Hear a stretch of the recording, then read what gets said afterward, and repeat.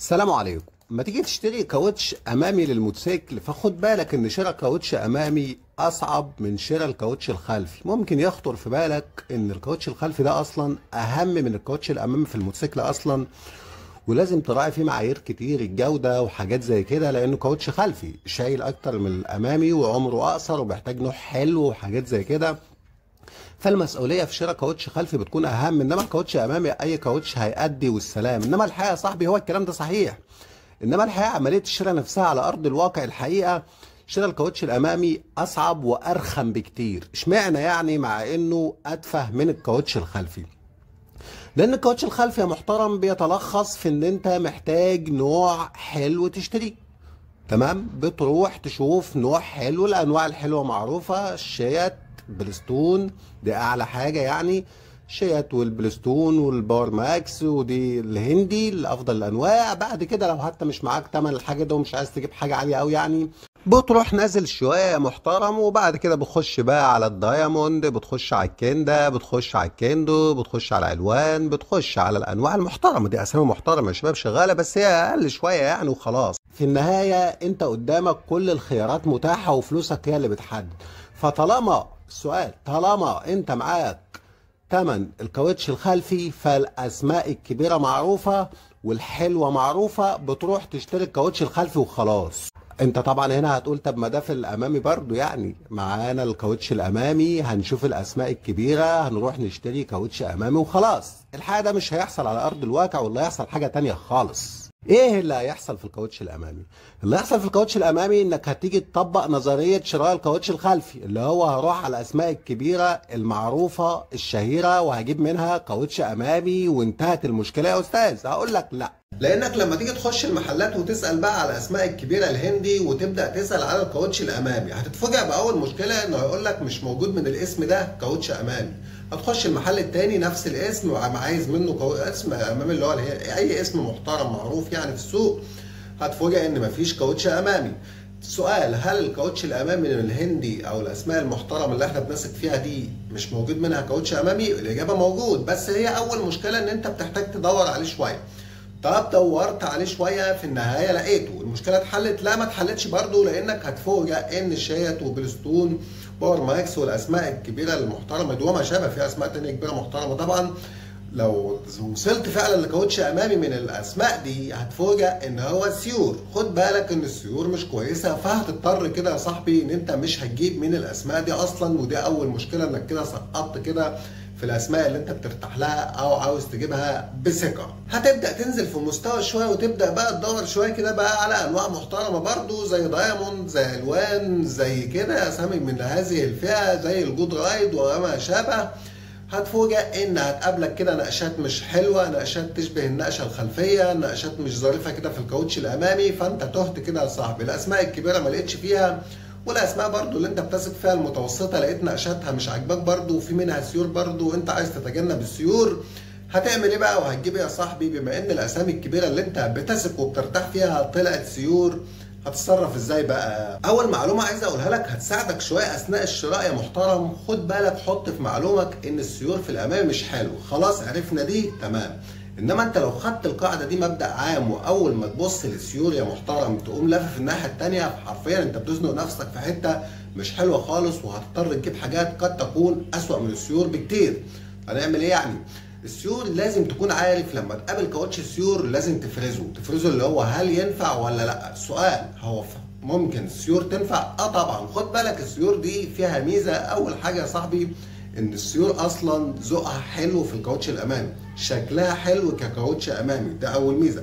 تاني حاجه، في نوع من السيور بيشتغل كويس قوي وبيتجنب مشاكل السيور، اللي هو ايه بقى من السيور؟ اللي هو السيور يا صاحبي مش عاليه، هي مساحتها صغيره كده. ثانيا المسافه والفراغات ما بين السير والسير صغيره. السيور والكاوتش كله دقيق كده صغير، ما تعتبرش سيور اصلا، هو يعتبر سد، خد بالك. انما هو واخد سيور من باب الديكور، لان زي ما قلت لك الديكور شكله حلو في السيور، الذوق يعني في الكاوتش الامامي. فهو حابب، بعض الشركات حابه تديك سيور كذوق، انما موطيه لك السيور ومضيقها لك وظبطها لك كده. هو ده الكاوتش اللي انت تجيبه يا صاحبي. ففكره قفله السيور برمتها دي مش صحيحه، وهتزنق نفسك زنقه مش حلوه. تمام. زي ايه بقى؟ ايه نوع كاوتش مثلا سيوره مظبوطه كده؟ في انواع كتير يا صاحبي قابلنا منه الجود رايد. خلينا بس الاول كده وانت عند التاجر بتشيك على حاجه. المقاس اولا 18 على 300 تيوبلس مهم. هقول لك دلوقتي يا محترم على مواصفات السيور اللي انت تجيبها وما تقلقش منها. وبالمناسبه عشان ما ننساش، عشان كل مره بننسى، سعر الجود رايد النهارده الامامي 18 على 300 900 جنيه، يعني 850 900. حاول تجيبه ب 850 لان هو يمشي كده يعني.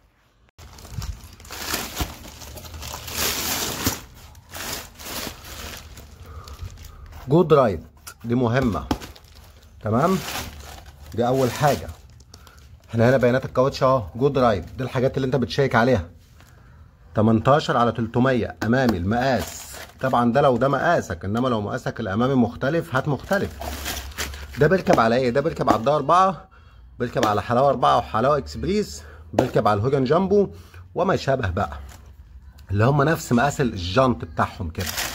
وبالمره يا محترم تذاكر ازاي تعرف تاريخ صناعه الكاوتش. هتلاقي عندك هنا باينه يا شباب ولا ايه؟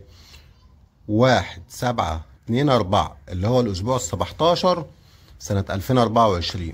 والاسبوع ال 17 ده اللي هو امتى؟ عد بقى. شهر 1 4 اسابيع، وبعدين شهر 2 4 اسابيع 8 اسابيع، وبعدين شهر 3 4 اسابيع يبقى 12 اسبوع، وبعدين شهر 4 4 اسابيع يبقى 16 اسبوع. يعني في شهر 5 2024 يعني الكاوتش لسه جديد، اللي هو جديد لانج، اللي هو بقى له 4 شهور دلوقتي، طالع من المصنع بقى له 4 شهور يا رجاله. تمام كده يا شباب. ده تاريخ صناعه الكاوتش. يفرق. السؤال المهم بقى، احنا كده عرفنا تاريخ صناعه الكاوتش وعرفنا ان هو جديد. طب هل لو لقيناه قديم يفرق؟ اه بيفرق. بس خد بالك، عايز اقول لك نقطه مهمه جدا بس عشان انت ما تكبرش المسائل وتصعبها على نفسك.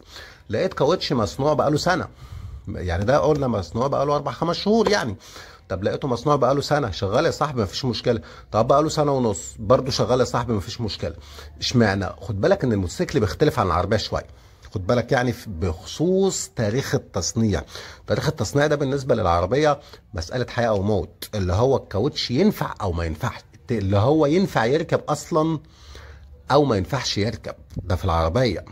تمام. يعني الكاوتش لو صناعه قديمه في العربيه ممنوع تركبه، انما في الموتوسيكل بيبقى فيه ليونه ومرونه شويه في الحكايه دي. ليونه ومرونه ازاي؟ اللي هو ممكن يبقى قديم شويه وتركبه عادي على فكره ويشتغل كويس زي الفل يا صاحبي. في قابليه لان الكاوتش يكون قديم شويه. يا حبذا لو جديد 10 على 10 ما قلناش حاجه، انما المقصود ان الاقدميه في الموتوسيكلات مش زي العربيات، فما تركزش قوي في التصنيع الا لو كان قديم قوي.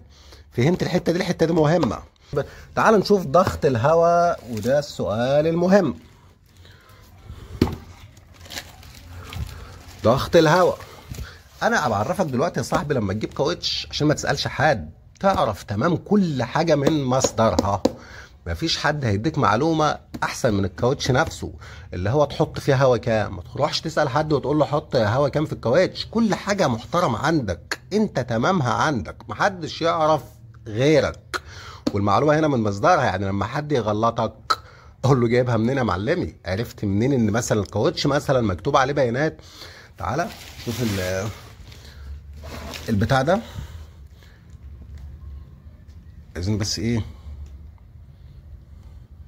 اول حاجه هتاخد بالك من الرمز بي اللي قدامك ده. بعض الامور كده في الكاوتش او المواصفات بيرمز لها برموز زي بي. خد بالك ده عمليه مكلكعه شويه، حتى مصنع الكاوتش نفسه عارف ان انت غالبا مش هتشغل نفسك بالرموز دي، فراح جايبها لك صريحه هنا.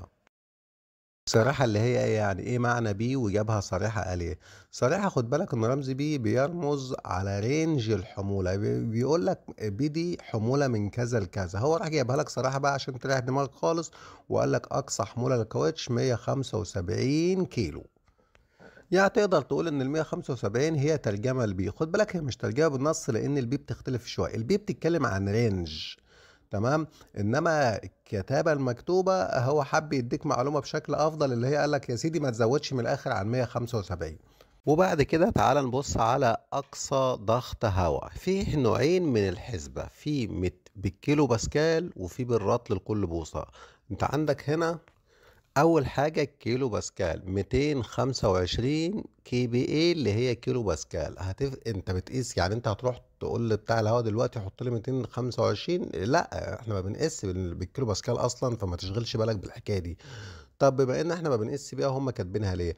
بعض انواع الكاوتش كده موتوسيكلات زي البوكسر ما بتحطلكش المقياس التاني اللي احنا بنقيس بيه. احنا بنقيس بايه؟ بنقيس بالرطل لكل بوصه اللي هو بي اس اي، اللي هو احنا جايين له دلوقتي. ما تشغلش بالك بيه دلوقتي، خليك في الكي بي اي. لما تلاقي عندك مقاس ضغط الهواء مش موجود، فانت من خلال الكي بي اي تقدر تعرفه ازاي. ما احنا ما بنقيس بيه عند محلات الكاوتش، بتحوله، دي بتتحول للرطل لكل بوصه بقى اللي احنا بنقيس بيها عند بتاع الكاوتش. هتفيدنا بايه المعلومه دي؟ هتفيدك ان زي ما قلت لك في بعض الموتوسيكلات زي البوكسر مثلا ما بنزلش عليها المقياس بتاعنا، فبيبقى مكتوبه بالكيلو باسكال بس، فانت هتروح محولها يا معلمي عشان تشوفها كام عشان تظبط عليها. طب سيبنا يا سيدي من الكيلو باسكال طالما احنا ما بنقيس بيه اساسا، ما تصدعناش بيه وخلينا في المقياس بتاعنا. الحد الاقصى لضغط الهواء في الكاوتش هو 33 رط لكل بوصه، او بي اس اي زي ما حضرتك شايف كده بالظبط. تخليك تحتها. امتى نخلي ضغط الهواء 33؟ لما تبقى انت شايل اقصى حمولة اللي هو محددها لك اللي هي 175 كيلو. انما انت لو اقل من 175 كيلو متعود تمشي خفيف شوية بالموتوسيكل، فانت محترم هتخليك تحت ال 33 اللي هي 30 اللي هي 31 اللي هي 29 زي ما تحب يعني. المقصود ان هو زي ما حدد لك اقصى حمولة فين، هو برضو بيحدد لك اقصى ضغط هواء فين، 33 رطل لكل بوصة. تعالى بقى يا صاحبي نخش في الكلام المهم وهي السيور. هل الكاوتش ده سيور؟ اه يا صاحبي الكاوتش ده سيور. طب يا عم احنا قلنا السيور مش حلوة. بص يا سيدي، تعالى بس كده. السيور يا صاحبي لما تلاقيها مش عالية فدي ميزة، دي السيور مش عالية يا رجالة. بالاضافة ان المسافة اللي بين السيور وبعضها صغيرة تكاد تكون قافلة، ودي كده ما تعدش سيور بالمعنى الرخم اللي احنا ما بنحبوش. تمام يا رجاله؟ فانت تنقيت برضو تقدر تجيب سيور عادي في اي وقت، انما يا صاحبي السيور زي ما انت شايفها كده. تمام؟ شايف انت السيور عامله ازاي؟ قافله قدامك اهي. ويبقى السؤال الاخير بقى قبل ما نقفل، هل كاوتش جود رايد ده هو فورتيكت الفراتيك؟ لا يا صاحبي، الهندي اعلى منه خد بالك، وهو مش هندي. انما ده مش كاوتش وحش ابدا، خد بالك ده كاوتش فوق المتوسط، خد بالك اللي هو داخل على الهندي انما هو ما دخلش عليه برضو يعني. تمام؟ هو صيني بقى ولا تايلاندي ولا باكستاني ولا ايه؟ هو صيني يا صاحبي، انما خد بالك له برضو فرع في تايلاند، ومعظم انتاجه كمان بيكون طالع من تايلاند، انما هو في النهاية صيني. هو نوع من انواع الكاوتش الصيني اللي موجود في السوق، انما الحقيقة من خلال الخامة والكاوتش اللي انا شفته تقدر تجيب الكاوتش ده وانت مرتاح. طب ليه ما جبناش الحاجة الأعلى؟ ما احنا حكينا بقى يا صاحبي في قصة السيول اللي ما عجبتناش والقصة دي كلها، فانت هنا بتقدر توازن أمورك وتجيب في النهاية كاوتش حلو وتطمن له 10/10، شكله حلو رايق عايق في المنظر زي ما حضرتك شايف كده. وزي ما قلت لك ان السيور اصلا بتبقى في الكاوتش الامامي عايقة، شكلها بيعجبني الحقيقة، انما المهم ما تكونش عالية وواسعة عشان ما تتعبكش في السواقة. والسلام عليكم ورحمة الله وبركاته.